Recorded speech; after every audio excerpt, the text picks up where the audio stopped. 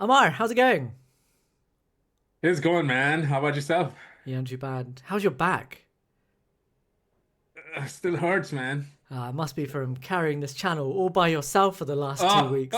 oh, man. Um, I I have been carrying it. I mean, you owe me a lot, man. All the people have been asking about you, and yeah. So you have a lot of explaining to do. Explaining. splaining, splaining. But no. I've been doing everybody a favour, and giving you a full dose of Ammar for the past month. And it's been great, Ammar. You've been coming up with some great stuff. Well, I only did one thing, but it does feel like I did 15 of those. You know what? Welcome back. It is good to have you back. I think it is good for us to be back. I put something out there last week, but in all honesty, this is not the same without us doing it together. So for Oh, those of you that have been he's, asking when he's Shez gonna is bring it. back, He's gonna bring there a he tear to is. my eye. There he is, and we're due for one of those heated debates. So let's maybe I don't know. Maybe this is the one we come back with the bang. Literally, who knows? Oh Who God, knows? yeah, wow, big Doesn't feel bang. like that kind of race though. So just So Monaco GP, Lando Norris wins it from pole position. Um, what did you make of his weekend? Oh, I thought this was a brilliant weekend for Lando, right? I mean, the only winner coming out of this race is one Lando Norris. One, it's his second win of the year, of the season. It kind of puts to bed, at least for now, some of his qualifying woes, and hey, he put it together a wire-to-wire weekend. I mean, I know the margin was just that fine in qualifying, but thereafter they didn't really put a foot wrong, and I will say though that it was a pretty tense last 20 odd laps or so, whatever it was that Max was ahead, but we'll get into that. But and that would have been through no fault of their own, by the way. So we will talk about that for sure. But this is a great win for him. He is firmly back in the championship mix. He's only like 3 points, maybe 4 points off of Oscar, something like that. Yeah. Two good weekends in a row for him, Shez, really. Yeah, I mean, it was a pretty complete weekend from him, wasn't it? And there's clearly been some work done in the background in terms of getting in the sim, working through some ideas. Um, and I had a little look at the qualifying telemetry between him and Charles Leclerc, which we definitely need to talk about. Where the heck did Ferrari suddenly come from? But Yeah. We'll get into that too, oh, but yeah. okay, But clearly nothing no. can make you happy, Omar. But No, it anyway, cannot. No, it cannot. I mean, you cannot use Monaco as a way to say Ferrari have come back. Like, please, I mean, I'm never going to please, say let's that, not do but that. let's look for some brightness in the darkness anyway, right? So, It's all dark anyway. They um, had to they had to switch to last year's wing to make something happen. I mean, even that they couldn't develop for this year, Shaz. And here you are telling me that, oh my God, they had to change the car because they couldn't develop the last one. They brought last year's wing, Shaz. if it ain't Last broke, year's wing. if it ain't broke, Well, that's what I was saying the whole time. change 99% of your car. Um, um, but is this Lando suddenly coming back? I mean, so sorry, I was talking about the telemetry there, wasn't Yeah, I? yeah. And it was interesting to see the approach that Lando takes and versus Charles. Andrea Stella talked about the fact that he was able to put in a much more consistent performance across all of his competitive laps this weekend, culminating in that final lap where he got pole by a tenth, which is like massive in 2025, isn't it? It Um, really but is. you could tell that again. He was doing that sort of quite classic thing that works in these cars, which is to try and prioritize your minimum speed in the middle of the corner. He's braking a bit earlier, he's going off the throttle a bit earlier, um, but he's applying the throttle much earlier than Yeah, than so than Charles, just because he's able to get the car balanced and rotated a bit quicker than Charles is. Whereas Charles is coming in hot, braking hard, late, overlapping the braking and the acceleration, and then trying to prioritize getting a really good exit, which I think actually works in this Ferrari, given that they seem to have a better power unit than anybody else right now. So you could see that where Charles really made big gains in qualifying on Saturday was through the exit of Portier and down towards Nouvelle and then out the other side into the swimming pool, which still for me is the greatest shot in Formula One. You like that? You like that shot that they always have when the cars are going through the first part of swimming pool. Yes, That to me is those are. F1 dynamism. But yeah, it was interesting to see how those two lined up. But what was really interesting was to see that Lando Norris was able to get through an entire qualifying session without making a major mistake that either puts him in the wall or puts him so far behind that he isn't going to get pole, because that's what we were lacking. And fundamentally, Lando's probably a slightly quicker driver than Oscar Piastri, but all of this not being able to push the car and not have it bite has ironically been biting him in terms of his pace, but that seems to be back. But do you think this is a ongoing thing? Do you think this is the breakthrough, or do you think this is just a flash in the pan? I don't think it's either. I was in the camp that never believed that Lando went away or Oscar had already all of a sudden, kind of become the de facto championship hopeful. Look, I mean, the one thing we have to admire about Lando is he's always been honest and candid and transparent about his challenges. And to his credit, it wasn't just all talk. He went out there and he worked on it. I mean, even the past weekend where he did struggle a little bit in qualifying, his race was amazing. And this week he put together a wire-to-wire race. And look, I'm gonna suspect that over the course of 24 races, because there are two drivers that are clearly have cars that are head and shoulder above everyone, even with Max being Max. I mean, really, the car is just not there. I think we can all just kind of say that they're gonna have some mistakes. I mean, Oscar had an off weekend, and that's gonna happen. And so even Lando having those struggles after Melbourne, I wasn't too surprised, because I think when you have the car that can fight for championship, you're gonna figure it out, and the season is long enough to figure it out. So I didn't believe he went away. Yet I think it's got to be a satisfying win, and most importantly, Shez, he is back in the mix. He is firmly back in the mix. That's what matters. But I think the change that's happened here, the thing that makes it difficult for Oscar is that the key to Oscar's championship so far has been maximising those weekends where he actually hasn't been the fastest driver.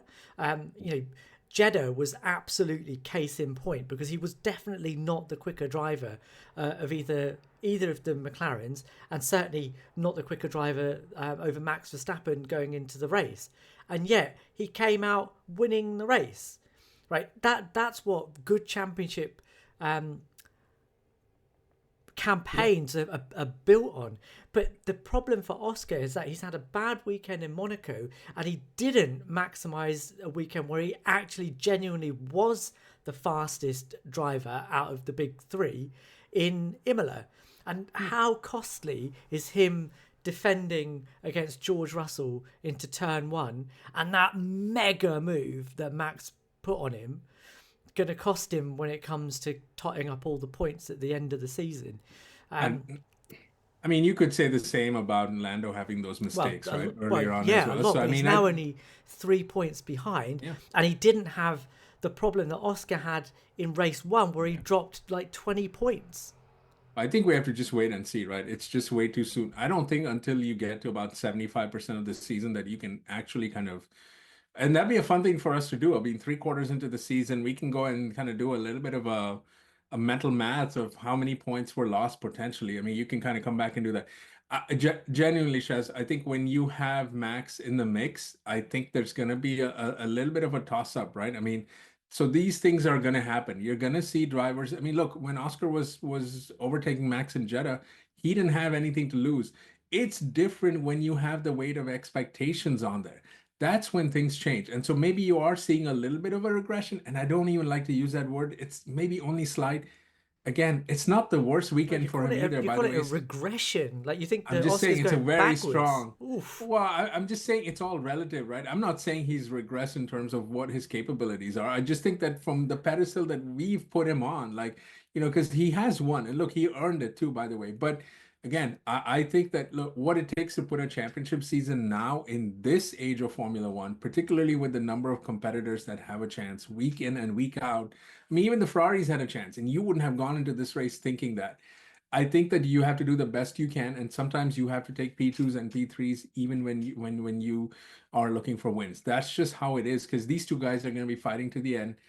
barring let's see what happens next week. But I know But this is the but but whole technical yeah, stuff. but that's why I think Imola could prove very costly Good, ultimately for possibly. Oscar. Like what we've said about this season up until now is that it's tiny little margins, tiny little mistakes. You have to be perfect every weekend, and But if the two, but if McLaren have an issue, Shez, after Barcelona, right? Let's just assume for a sec, it's going to affect both drivers. It's not going to be unique to which makes Oscar. I it mean, at that even. point, it's just going to be Max. But that's what then makes it even more important to have maximised every result that he Yeah, could have, and the only driver I don't know, that has done that for the first third of this season is Max. correct. Yeah, but again, I think it's again different. So yes, you are 100% correct, and yet there's a long way to go. There's just a long way to go. Like let's just see what happens if this technical directive has any impact or not. Monaco would not have been the track to kind of know that. I think there was some grumblings about Imola being the track where there's that last minute sudden TD might have caused some things, but it's too speculative at this point. You still have to wait and see how few races, maybe Silverstone, those kind of circuits might give you a little bit more to it. But I think at this point, it's way too soon. And yet, I'm telling you, don't write Lando off. Like there's been a lot being said. I mean, one of the things I objected to last week, Shaz, and I'd love for you to respond, is when we crowned Max for his epic move, which was epic. But if you kind of go back and look at it, it was also aided by the fact that Oscar pulled a Lando Norris of Monza kind of effort, right? In that he braked too early and he allowed for Max to be able to do that. And Max was going to do that. So I'm just I had posed the question. A lot of our viewers kind of got back at me, and I said, look, that is by definition bottling it, right? Given how we've treated Lando with it, but the feedback was, well, he hasn't done it enough or as many times to kind of warrant that. But I would just say he left the door open too. So that is criticism in the sense that it can be, and Yeah, so I mean, this weekend also kind of adds up to that in that he did struggle, right? He did he have an accident in third practice or something like that? Didn't he hit the wall or he something like did. that? He did. Yeah, he He did. I knocked don't know his if he front wing wrecked off. his. Yeah, it That's wasn't a right. So huge error, but you're gonna uh, have these mistakes. I think the Imola thing, I've probably over egged it a little bit. It's a pretty minor sort of thing, and I'm probably doing Max a disservice by even pinning any of it on Oscar, because the truth of that move is that when Oscar was defending the inside line, he had George right behind him, so I didn't think that was necessarily the wrong thing to do. And Max came from so far back; he'd been overtaken by two cars already, getting towards turn one. So Oscar must have been like, "Where the heck did he come from?" And to be fair, the number of times I've seen Max and Lando go up against each other, and Lando not only comes off second best, but also ends up either in the gravel or skitting across some other bit of furniture.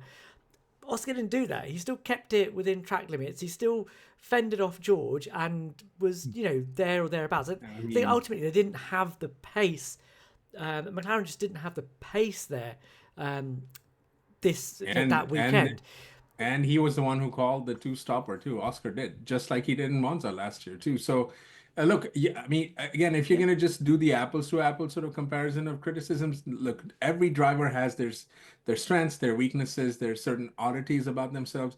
I am not here to pull Oscar down by any no, means. I'm just saying keep it fair, right? If you're yeah, gonna no, say I that, and agree. that's why, yeah. But I think Monaco is the kind of race where it is literally about pure pace, because Correct. if you whack it on pole on Saturday, you literally have to do nothing Yeah, else. much so. Max was saying that, like, in that final stint where he was in Monaco, I am talking about Monaco, where he's sitting out trying to wait for a red flag to happen. He said, "Look, my tires were dead, but they still had no chance of coming back at me." And this illusion of any jeopardy that Lando had towards the end of the race with Charles within his DRS. I think Martin Brundle absolutely dispelled that in comms, because as soon as they came out of Anthony No, the final corner, Lando just went, yeah, sod this, and I'm just gonna fire it up the road, because that's the pace that he had. His pace wasn't Yeah. slower than Charles. It's just that there was no point in him sitting in Max's dirty air. I mean, in some ways, it's the same as last year, right? I mean, this was Charles and Oscar last year, just in the opposite order, and it's pretty much the same thing. Which is why I was so surprised that Oscar. I think Oscar had a bit of a mistake at the Nouvelle in qualifying, didn't he? So it's not that car is always ready to bite anyone that actually tries to overstep it. But it seemed that Lando's more aggressive approach paid off this time. Like if he can do that without having a mistake, then yeah, that car will deliver the goods. But it's just it seems to bite him back when he least expects it. And I don't know if that's still inherent in his driving. But this weekend, like I said, this race is about pure pace. And if you can extract that pure pace, which Lando is able to do, then you're going to win the race. But as soon as you have a circuit where overtaking is possible, where a bit of strategy will get you, will allow you to make moves forwards or drop you back, that's when Oscar has a few more cards to play and Lando becomes a bit more one-dimensional, I think. And that's certainly how it's played out so far. And we'll have to see how Lando performs in those situations to kind of make that judgment then. But I mean, look, full marks to him for this weekend. I mean, I'm personally disappointed as a Ferrari fan to kind of not have that. I mean, this could have literally been Charles' weekend. It could have been, and probably the only weekend of the year where it could have been his weekend. And yet, they got to be happy for Lando. He put together a wire-to-wire race, and that's pretty good. Hell and yeah. And we need this, Shez. If the championship is going to be between the two McLaren drivers, you can't have just one of them kind of running away with it. So No, I want drama. I want some drama yeah. in this sense, not the other drama, which we should talk about too. But I mean, look. I do want a championship battle. I'm still going to have a favourite of the two. I'm sorry, Lando, it's not you. But I'm really happy that he had a good weekend. He showed what he could do, and it was really good. Okay, second big story of Monaco. Adrian Newey was in the paddock, and good. and suddenly there was loads of stuff to talk about because the big Fernando retired. the big green bogey, as he was referred to by someone quite close to him, had some stuff to say about Max Verstappen potentially coming to Aston Martin next year. Did you hear what he said? I did not. So he basically said the standard kind of thing that look, if you want Max to come to your team, you just have to build a car quick enough. And Adrian Newey did say some stuff about where the Aston was, where Aston generally were, and you kind of have to take what he says at face value because he's the best at what he does, but his contention at the moment was that Aston Martin still has some correlation issues, especially with the driver in loop sim, saying that he thinks it will take a couple of years before they get fully competitive. Brilliant. Brilliant. The Oracle has said it's going to take 2 more years. Good God. I said, hey, man, I know Max has said he wouldn't take a sabbatical. I'm 90% certain he would take a sabbatical if that thing's going to take 2 years to look like something. I mean, come on, Shez. Really, that's your second storyline. You're going to wear out your welcome back, man. Like really, really fast. It's like Adrian Newey. Come on. Yes, Adrian Newey. Okay, all right. That was the brief interlude on Max's career going forward. All right, fine, Ammar. Let's talk about Monaco. No, hey man, let's can I just do this before you talk about Monaco? Kudos to Charles. He is a true Ferrari champion. So we are talking about Monaco then. We are still talking about Monaco, but the right thing about Monaco, I mean, good God, that guy did everything he could to get a car that could not qualify and could not get into Q3 last week. And he put it, he had pole, man. I think I might have cried on Saturday after I saw that. Like, what a place to be in. But hey, man, look, he's done everything he could to drag that car in there. Kudos to Lewis, too. I mean, oh my God, the impeding penalty. I mean, look, this was the thing. There was a part of me that was happy that Charles didn't get P1 because I was like, wow, 2 pit stops. I mean, 2 chances for Ferrari to screw it up, right? Like, and but they had some quick pit stops this weekend, man. It's not the pit stop, it's the strategy. But the strategy was on point. I mean, they didn't, they didn't have to make any decisions because they were second. There you go. They didn't have to make any decisions. They didn't make the wrong decision when they didn't have to make any decisions. I thought it was very good. we should talk about Monaco. Just a quick shout out to my Tifosi. Don't get your hopes up, man. This was the one odd weekend. They brought in parts from last year's car, like essentially the biggest part that the rear wing was from last year's car, which is pretty much all you need on the circuit. Like, please do not get your hopes up.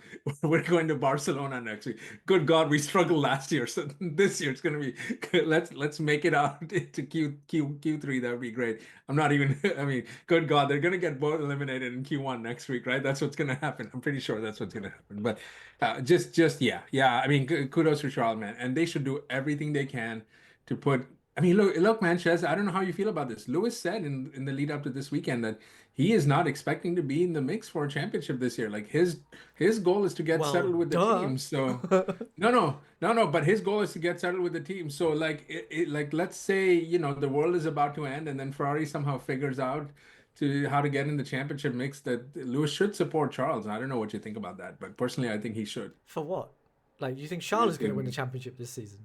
I mean, stranger things have happened. I just got done saying, don't get your hopes up. No. Oh, okay. All right, we can move on. That's perfect. That's the perfect dismount to this particular segment on Ferrari. Nope. That's it. Yeah. Enough said. So what do we make of this race, Shez? I mean, what is this? What is this? So let's talk about 2 pit stops. First of all, did you think it was a good idea to try and do something different at Monaco? Easy question. No, not even a good idea to try something different. No, and look, let's give kudos to Formula One for trying something. Okay, so it is a good idea to try something different. No, okay. Sorry, I misheard. Kudos to them for trying out something new. That's fine. Yeah. But you know what? I mean, and somebody asked this question on X Twitter saying, what could have possibly made the race more interesting? A safety car or something about a red flag? And my response is nothing. Nothing. And we shouldn't do this. Look, it's the one race on the calendar that does not offer overtaking. And guess how many overtakes happened in this race, Shez? Just one real overtake, and that's the one where Bortoleto crashed in the wall. That was it. Did I not see Stroll going around the outside of someone? Or was that last year? It might have been last year. That was last year. Yeah, that was any other overtake, and I'm sure there's more overtakes, but the Sainz Albon overtakes are not overtakes, guys. That's not an overtake, okay? That is not. So I don't know how they solve the problem. They're never going to get more overtaking, which is what you need to get racing be more interesting. And Shez, I would say that Formula One dodged a bullet, because if a red flag or a safety car had come out when Max was leading, this would have been the controversy of the worst kind. Like, they would have manufactured a result in which a driver that was effectively P4 would have leapfrogged 3 other drivers to win the race.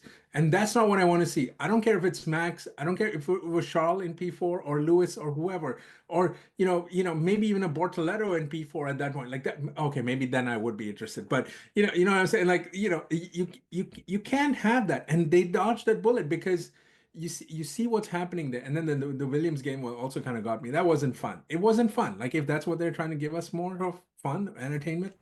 But I think we probably knew this was what was going to happen when we went into the weekend. I remember having a conversation with you when this was first announced that said that essentially what would happen in Monaco if they mandated 2 pit stops is what happens when they have 1 pit stop would happen twice. And that's almost exactly what happened. You get one driver backing everybody up behind him so that his teammate can get a easy pit stop and have a gap to fall back into. And Liam Lawson did that brilliantly for Isaac Hadjar, to the point that Williams were like, they can't do that to us, we're going to do it to them. And, well, not to them, but they had a go at doing the same thing. They did it to Mercedes. They did it to Mercedes. I mean, Mercedes did it to themselves. And it was exactly what we saw last year, right? Where, last year, Perez, Magnussen, et al. Created a situation with the red flag that allowed everybody to just do no pit stops, essentially, for the whole race. That's what has triggered everything that's happened this season. But if you go back a year earlier to 2023, this is how they played the race. They went miles and miles off the pace to not create a gap behind them. This is straight from the Carlos Sainz Singapore playbook. You just sit there and don't allow a gap to come up behind you. And you could see that was what was happening. We thought that they were running ahead until you saw that Ollie Behrman, who'd had a crappy pit stop, was doing 1 minute 14s, and Lando's doing 1:19s. Like, what the heck is this? I don't want to see them. Like, I get that there's a little bit of tyre whispering that needs to happen, and I accept that if there's a bit of skill involved. But actually, if all you're doing is what Alex Albon was doing, i.e. braking like in a different postcode for a corner to go as slowly as possible, that's not skill. That's taxi driving, right? And they were doing that with a tactic that was so plainly obvious. You're right, it just didn't make it fun. And the fact that we had to watch it twice because there were 2 pit stops made it even less interesting. Do I blame George Russell for cutting the chicane and playing for a penalty? No, not really. But I'm glad he got a drive-through anyway. Although, again, the fact that... Mercedes did that from themselves. True, but I don't know what they were thinking. The fact that the stewards had to justify the reason for them having to give a more harsh penalty than they're supposed to tells you again about how inconsistent the stewarding has been of late. But anyway, probably still... but they had to give the penalty. I think, Shez, one of the other problems is Formula One banked on some of the midfielders trying to aim for race wins, and none of them did. All they decided to do was, the Racing Bolts, they decided to try to get as many points as they could because they're in a race of their own, right? Same thing with Williams. They're like, yeah, James Wells is on the radio saying, yeah, P9, P10, boom, we'll take it. Like, that's what we want. Instead of having the ability to kind of go for it and say, okay, yeah, let's go for a race win. This might be the only time in our lifetime. But that only works, Ammar, if there's a red flag or a safety car, right? But that situation will come up if they keep doing this. Right now you're having teammates block for each other. Who's to say you wouldn't have a... But that could happen in a one pit stop race as well, right? It could. If they have a red flag and everyone's pitted and suddenly Yuki Tsunoda is at the front of the pack and gets a free change of tyres, brilliant. Are we going to say that Yuki suddenly back? This is it. This is the dawn of a new age? No. If you were on that Red Bull pit wall, Shez, tell me that idea didn't come to you at that point where Max was leading. You're like, hey, let's see if Yuki can turn off the car. Afterwards, he obviously said that that's what he was trying to do. And yes, Yuki binning it was probably... They would have secured a seat for the rest of the year. And I bet they were wishing Sergio Perez was back in that car again because he definitely would have done it. This could have been what was the year? The Alonso Piquet year. Oh, what was Singapore that? 08, yeah. 08, right? Yeah. So this is why I don't like Formula One doing this stuff. Like and also look, man, their sport is about excellence. It's about racing. You can't manufacture your way out of this stuff. And I just have never believed that you need to change Monaco at all. Leave it as the crown jewel of your calendar. Offer exciting things that happen throughout the weekend. You know what, Manchester, Monaco is still top 1 on my track to be at, even if it's a boring race, because guess what? It's Monaco. You're sitting out there. You're in the middle of natural beauty of all kind. You don't need to worry about manufacturing races that I'll tell you, if Max had won the race, I would have been upset, and I'm a Max Verstappen fan, but I would have not been happy about that because that would have just ruined the whole racing experience. That's not what you're here to do. And I think they just dodged a bullet. Somebody else, man, good God, can you tell me if Carlos was leading the race, they wouldn't have told Alex to bin it somewhere? Like, that could have easily happened given how they were helping each other. If they were essentially one step away from it, Shez, like, tell me the next step on what Alex Albon was doing. Like, literally, he could have just parked the car in Rascasse and be like, boom, that's it, I'm done. Like, what are you gonna do now? What are you gonna do? So I don't want that. I don't know about that. I think James Vowles would have been sending a massive apology. You hear he sent an apology text? Oh, sure. Who cares? To Wolf. Even if you apologize, Shez, your driver is on the top step of the podium. You get to celebrate. I would take that. Okay. One of these times someone is. Look, I think the irony of all of this, right, is that Monaco has had the longevity that it has, not because of its setting, but because it's a street track. And it's at the beginning, offered really exciting racing. You had that harbour front vibe, and you had that really. What the Nouvelle chicane looks like now is nothing like it looked like in 1960. It was a really quick chicane, and it really tested everyone. And the cars were small, and they fit the track. So I think that calling Monaco boring and saying we need to bin it from the calendar is victim blaming ultimately, because it's not the fault of Monaco. It's the fault of these silly cars, which are now as big as a Mercedes S-Class. Like, this is a single-seater car that is as big as a Mercedes S-Class. Just let that sink in for a second. I mean, I don't have one, but yeah, I'll take your word for it. I mean, No, I hear you, Shez. I mean, this is why I keep coming back to there is no reason to change no, the way racing works, because the cars have to be correct. So changed in order for that's racing. what needs to be changed, right? And by the way, this has been an issue. Overtaking has been an issue at other tracks too. Like, we've had boring races elsewhere too. Like, this is not unique to Monaco. So I do not understand for the life of me why they feel the need for this to happen. And look, next year onwards, the cars are going to be a little bit smaller, and maybe not as small as we need them to be. But Ammar, I mean, it is what it is. the problem with this Monaco thing, though, the reason they have to do this is because that as soon as the Monaco weekend starts, like clockwork, there's tweet after tweet about, should Monaco still be on the calendar? What do we need to do to make Monaco better? Should we extend the track? And it's always these conversations. There's never a serious conversation about the reason that Monaco is as boring as it is. It's because the cars don't fit the track anymore. And it's been a problem for years and years and years, but it's been accelerated ever since 2017 when they widened the cars, and the cars have become heavier and heavier and heavier year on year on year. What F1 needs, and this is a fundamental truth, is that they need to set the minimum standard at the minimum weight to an ambitious level, one that you think is, wow, how is anyone going to attain that? And then let the engineers, with their now capped budget, do what they want with that budget and get the weight down. Because you know what the best differentiator of performance is, all everything else removed. Weight. You get the weight out of the car will go quicker, right? So it becomes a performance differentiator. And when it becomes a performance differentiator, all the complaining stops and you just get your head down and get on with it. That's what F1 needs to do. And trying to blame it on Monaco and say you need to get rid of Monaco because that's the problem is missing the point entirely. So, I mean, we'll have this debate at some point on, what are the tracks that we're going to lose or have lost, I guess Imola being one, kind of for the same reasons, right? I mean, it is not a track issue as much as it is a car issue. And I think that, again, we're trying to devise all kinds of shenanigans here and really manufacture a race to try to make it interesting, which it really was not interesting. I mean, you cannot walk away from this race telling me it was interesting. The only way it could have been more interesting is if there was a safety car at an odd time. And even with that, what you're going to do is the only fan base that's going to be happy is the one that has the winning driver. Everyone else is going to be upset about it because it's a lottery ticket, man. You might win, you might lose, you might be on the front of the grid, you might end up coming P20.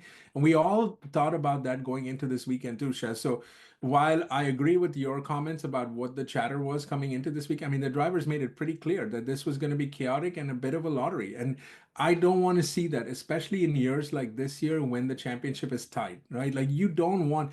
And so I think in a way we're fortunate that the race ended in the way that it started, at least for the top four, I guess. And if you want to throw Lewis in there, I mean, Lewis had qualified P4, so it ended quite okay. But if that kind of stuff that was going on with Williams was going on ahead, that would not have been fun. I mean, can you imagine that? Like, let's say if Lando and Oscar are both like P1 and P2, and they're just kind of holding the whole pack up to the point where one guy can make a pit stop, come out, and then the other guy can make. I mean, this was so blatant, Shez. Like, there's one thing to have a little bit of racing and sportsmanship, but I mean, you literally back it up to where the guy ahead or your teammate ahead gets to have a whole pit stop. Like, that's 20 seconds, Shez. We're not talking about 4 or 5 seconds or something like that. Like, yeah, I don't like that. It's just not right. You shouldn't have to do this. And Monaco should stay, man. Shez, like, Monaco's got to stay because that is as synonymous with Formula One as perhaps Ferrari is, right? And look, you're not always going to have like wheel-to-wheel racing, super exciting races that go down to the finish, nail biters, but you don't have that on other tracks as well. That doesn't mean you go out and change them. So I don't understand. Monaco offers so much more than some of the tracks that Formula One goes to, even if it's not on-track racing. It's just stupid to do this kind of stuff. There you go. He says stupid. I say worth a try, but inevitably it all still ended the same. Well done, Lando. Well done, Charles. And that's it for today.